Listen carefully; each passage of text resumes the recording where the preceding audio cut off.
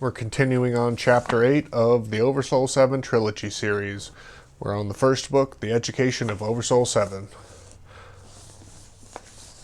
Proteus in the dig of the tellers and the story's tale. Windows stood watching the sky as the dusk settled down, filling the wide earthen cup that held the ruins.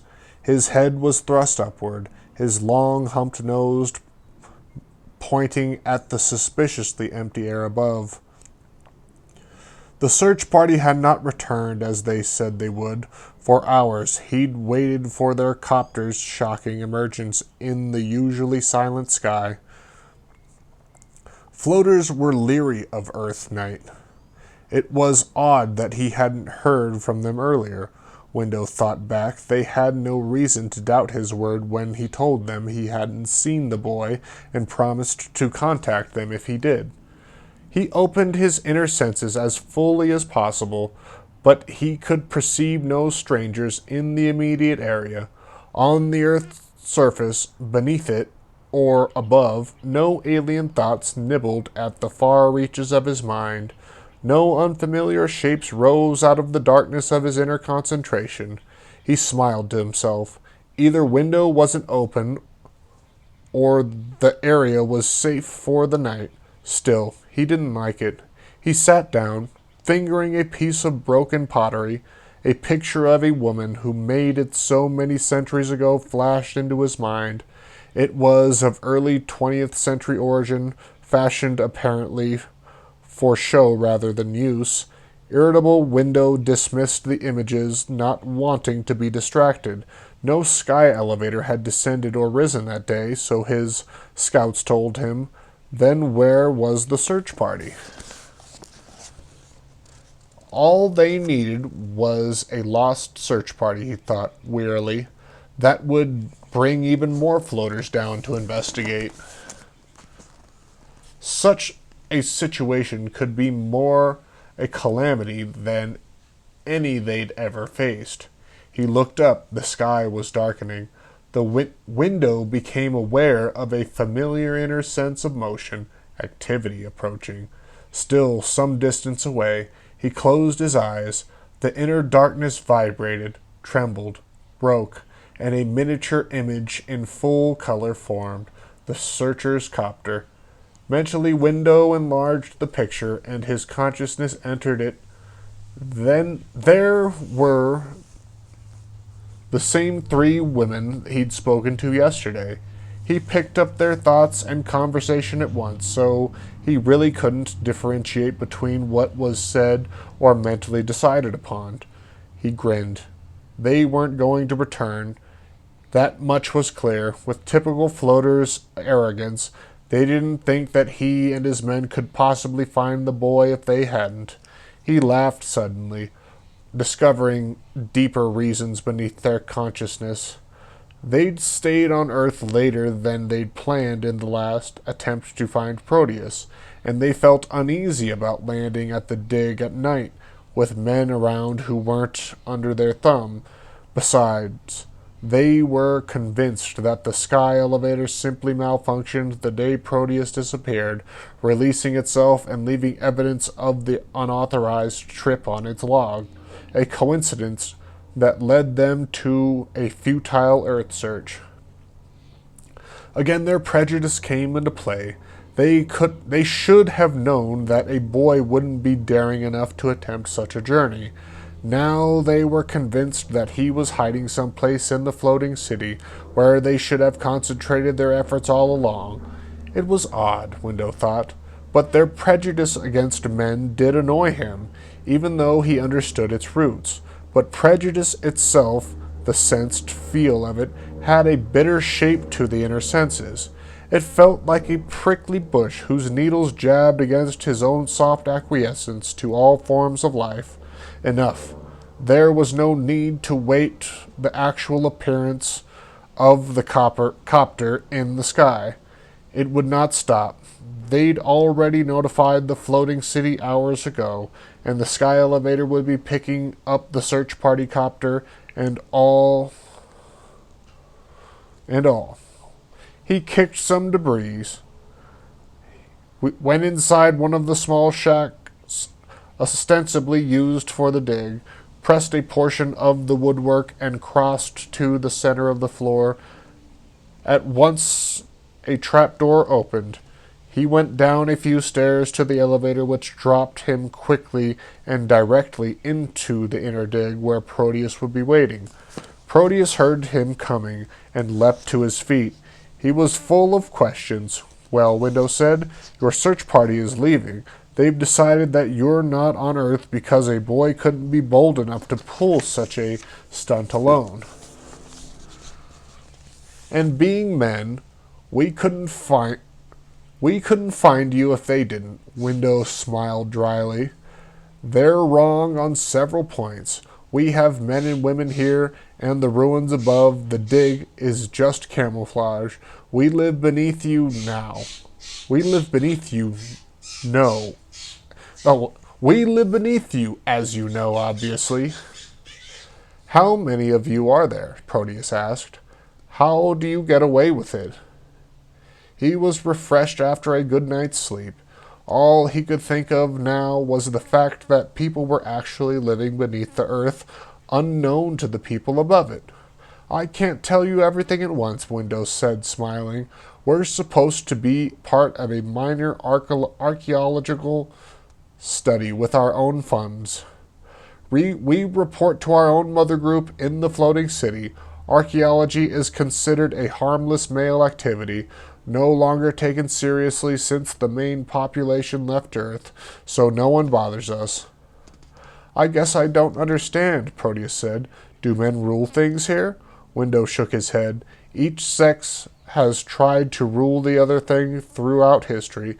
In a way, the results were more disastrous when men had the upper hand. They became so alienated from themselves as simple individuals, but they could only relate through sex-directed activities. But the women are doing a poor job too, as you should know, with your background. They tried to retaliate and turn the tables until they took on many of the unfavorable traits they thought were male. I'll explain more about it later, but I can honestly say that we relate here as individuals. Each person is respected for his or her uniqueness. Even names have individual meanings and aren't sexually based. But how many of you there are you? Proteus asked again, when will you show me around? Why are you called tellers? As for our name is like this, Window said. In ages past, archaeologists used the term to refer to artificial mounds that cover the remains of past ruins. Finally, they called themselves tellers. He shrugged and smiled. As for some of your other questions, I'm afraid the answers will have to wait for a while. Maybe before too long, you'll learn the rest. Maybe, Proteus said. Maybe, Window repeated. Many of our ways will be directed counter to those you've been brought up with. We have to decide just how much you can assimilate and accept. We may have to keep you on the outer edges, so to speak. I hope not. But what could be so strange to me? Proteus asked. He was tired of sitting around. He wanted to explore the place. I think you're hedging, he said, looking away. You do, huh? Window said. I am in a way, but there's someone I want you to meet. He pressed a button and a doorway slid open. Proteus was already gearing himself. Something in Window's tone told him that some type of a test was involved. If he failed, what could they do? What would it mean? Before he had time to think any more about it, a girl entered. She was a little older than he, slender, dressed like Window in flowing overalls and overblouse. This is Story, Window said, and she came forward smiling. Suddenly, her eyes darkened. She took a step backward, shivered slightly, and turned to Window as if for support. What is it? Window asked. I don't know yet. Her voice was so soft that Proteus had to strain to listen. She said, I just feel that there's a bigger threat than we realized, but in an entirely different way than we thought. I don't know why. The story's only just beginning to come. Could you be wrong? Window asked. Of course, she said irritably. All of my stories have to be deciphered. Maybe I'm reading it wrong. Some are true now, but not later, or later, but not now. What are you staring at me like that for? And what are you talking about? Proteus asked, hurt. We've just met. What do you mean about stories? He frowned at Window unhappily and wouldn't look at the girl's face. She called story because often stories come to her that are true. They've actually happened or will happen. But that's just superstition, Proteus said. I don't want to hurt your feelings, but you don't, huh? Window interrupted, smiling. Well, if he doesn't understand anything at all, then what's the point? Story cried, exasperated. Never mind. Tell your story, Window said. I'm sure that Proteus will be polite enough to listen anyway. Proteus shrugged airily, half intimidated, half curious. He tried to ignore the goose pimples that thickened up on the inside of his arms. After all, he thought, what could the girl possibly say? Why did he feel that she could ruin everything? I can only tell a story as it comes to me, she said. I just trust it, whether or not it seems to make sense right away. So don't be angry if it sounds strange. I'm not angry, Proteus said. Too loud, he blushed. She kept her eyes open, but looked way over to one side. Well, first I see an old man and woman. She's giddy and maybe ready to die. Or maybe he is. They're in some kind of vehicle that was used on Earth centuries ago.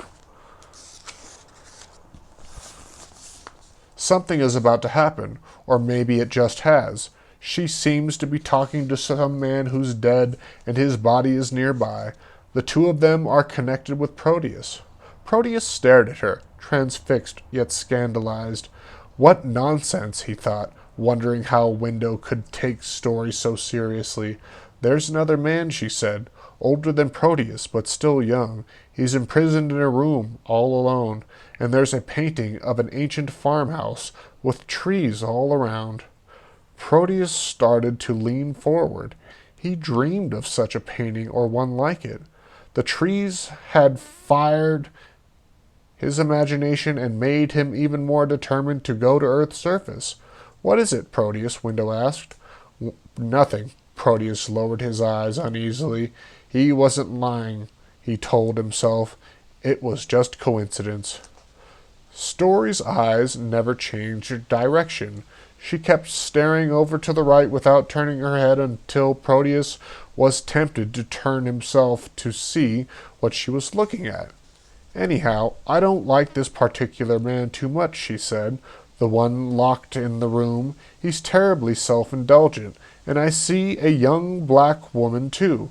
She's connected with us, with the tellers, in some odd fashion. And Story broke off for a moment, her face so grave that Proteus didn't interrupt as he wanted to. Despite himself, he felt frightened or anticipatory. He couldn't tell which. She had something to do with archaeology, too, Story went on, or with ruins or a god spirit of some kind. I see her standing by pyramids, but the threat to us comes through her. Story looked at Window now, almost appealingly. That's all I have so far, she said. Does any of it make sense to you, Proteus? He shook his head. To me, least of all. I think it's, well, just a story. If you want to believe that stuff, that's up to you. But it made no sense at all to me. If it did, I'd tell you. But if Proteus doesn't understand, and I don't know that he ever will. Wait now, Window said. Proteus listened to me for a moment. When the woman took over, they tried to empathize. They tried to emphasize physical agility, strength, boldness, logic, all the qualities that men insisted were pejoratives of the male in the past. They minimized some other excellent characteristics because they erroneously considered them beneath their new status and a threat to it. They tried to ignore the intuitive understanding with which they were basically gifted, for example. So there are many quite normal human abilities that you're probably prejudiced against because of your background. But I'm very open-minded, Proteus said. What about seeing into the future or into the past, or reading minds? Just before the massive takeover by the woman, scientists were realizing that such things were quite possible. The world was at a point of new discovery. But all that represents the superstitions that the women were able to wipe out, Proteus said. Granted, they've made a lot of errors, and I was anything but happy as a floater, as you call it, but the women are logical. I'm open-minded about it. Well, real things. He's going to be quite impossible, Story said coldly to Window. She tried not to sound angry, but she felt quite upset and personally insulted. No one ever doubted my stories before, she said. What they mean isn't always apparent at once, but everyone always took it for granted that a meaning was there. The stories do stand for something real. My name's Story because my stories began when I was a child. We picked our names when we're 7 with our parents. Help and confirmed them at 14. So you're saying that my name doesn't mean anything? You're trying to deny my whole existence. Her outburst so surprised Proteus that he didn't know what to say. Hopefully he looked to Window, who unaccountably looked the other way, so Proteus was forced to come to his own defense. That's not what I meant, he said. I'm not saying that your name is wrong or you're wrong. Well, the story you told didn't make sense to me, but it was a story of sorts. So you do tell stories, and your name is right. I just don't think that the story really had anything to do with me. In utter confusion, with his face reddening, he said, That's all I can say. And not one thing made sense to you? She asked, persistent. Proteus shook his head. Then he said, One small thing sounded familiar, but that was just coincidence or something. You mentioned a painting that sounded like one I've dreamed of several times. Not that I remember many of my dreams, because I don't. That one stuck in my mind, because it made me want to come to Earth's surface even more than I already did. Proteus hadn't realized that Story had been so tense with her shoulders all raised up until he finished speaking and suddenly smiled. Her shoulders relaxed, and flush of warmth transformed her face. But that isn't anything, he said quickly. He turned to Window, but Window was smiling at Story. Why should such a small thing make you feel better? Proteus asked, genuinely surprised. Nothing else made sense to me at all, Window said. The dream may have had something to do with your coming here. But I already intended to. Window turned and placed his hands on Story's shoulders. You should have learned something from this, he said. You have to trust your own abilities, and not doubt them because someone else does. If we do carry out our present plans, you'll have to hold your own sense of integrity in the face of skepticism, just like Proteus. Then turning to Proteus, Window said, You'll be good for her.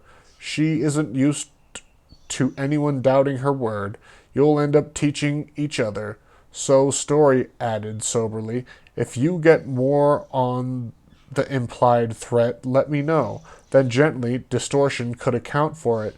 You could unconsciously consider Proteus a threat to begin with, particularly if you doubt your own abilities in any way. I'll see what I can get to, though, using my own methods. What do you mean? Proteus asked, shocked. You don't do the same thing? Window C's story said. Sees what? Proteus said to her. Enough for now, Window said. Proteus, we've given you and ourselves enough to think for one day. But if you really think I'm a threat to you in some way, how come you're talking to me? Threats are often challenges, Windows said simply. Proteus tried to stall for a time. He could tell that the interview would be ended in a minute. Had the meeting with Story involved some kind of test, and he failed it? Should he have pretended to go along with what she said? Are you going to show me around? He asked uneasily. Now I feel as if you won't, or as if you've put me on probation, and that you still didn't tell me how many people are here. Window stood up. I think we'll show you the dig by stages, Proteus. We'll begin in the morning, and I'll find something meaningful for you to do while you're here. But some of your questions will have to wait. Proteus nodded, but he felt alone and increasingly dissatisfied. A girl named Story, whose stories were supposed to be true, though they sounded like nonsense, and a man called Window, who could see. See what? And they were only going to show him what they wanted him to know. Already he decided that, one way or another, 16 years old or not, he was going to discover whatever they were hiding. That's it for Chapter 8.